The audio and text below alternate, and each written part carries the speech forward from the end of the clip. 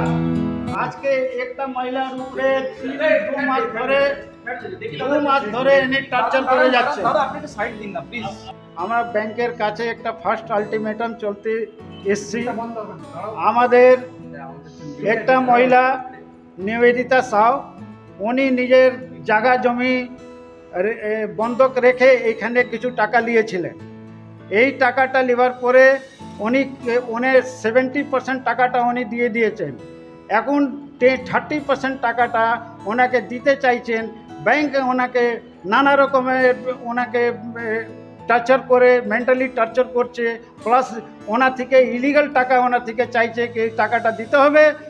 10 লাখ টাকা উনি ডিমান্ড করছেন।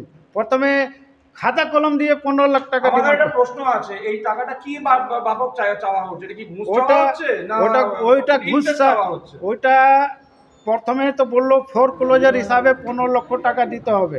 তারপরে উনি বললো কি আমাকে 10 লাখ টাকা দাও, তারপরে আমি এইটা মীমাংসা করে দিচ্ছি। এইবারে ধরুন ওই মহিলা উপরে মেন্টাল টর্চার হচ্ছে। আজকে মহিলার শরীর খারাপ আছে, কালকে যদি এই মহিলা কিছু হয় তাহলে এইটা আমি এই ব্যাংকেই বলবো কি ব্যাংকটাকে ওনাকে নানা রকমের টর্চার করছে আমাদের। এই টর্চার আমাদের ইউ ব্যাংক থেকে প্রথমে অনিল আগরওয়ালা ছিলেন, এখন তার জায়গায় উনি প্রদীপ্ত সরকার। আজকে এনার থেকে 15 দিন ধরে কথাবার্তা উনি বলছেন না কালকে আমি কাগজ এনওসি দিয়ে দিব, পরশু দিন দিয়ে দিব, কিন্তু ইনি দিচ্ছেন না। টাকা আমি দিতে রাজি আছি, কিন্তু ওনার জন্য আমি 10 লাখ টাকা আমি কোথায় দিকে দিব? আপনার সঙ্গে এই যে সাউ বলে যিনি মহিলা আছেন, ওনার সঙ্গে আপনার কি সম্পর্ক? উনি আমার ওয়াইফ আছেন।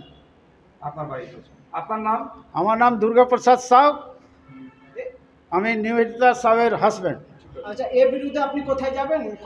এর বিরুদ্ধে যদি আমাদের 2 দিনের মধ্যে না হয় আমি থানাকে জানাবো। থানাকে জানিয়ে আমি সোমবার থেকে বৃহত্তর আমাদের পুরো ফ্যামিলিকে নিয়ে সেইখানে বসে যাব কি ভাই আমাদেরকে উদ্ধার করুন, কেন কি আমাদের 10 লাখ টাকা দিতে রাজি নেই। এর বিরুদ্ধে আপনি যে হাই অথরিটিজ আছে ওখানে যাবেন? হ্যাঁ, এর বিরুদ্ধে হাই অথরিটির কাছে যাবো, প্লাস আমাদের এখানেই নিবদ্ধ, কেন হাই অথরিটি সবাই এই ব্যাপারটা জানে। ওনারা হাই অথরিটিতে জেনে এখন এদের সম্মিলিতভাবে এরা মানে টাকাটা ডিমান্ড করছে কি এই যে 10 লাখ টাকা মধ্যে কিছু উপরে যাবে, কিছু নিচনে যাবে, এই রকম করে। ধন্যবাদ আপনাকে। আপনারা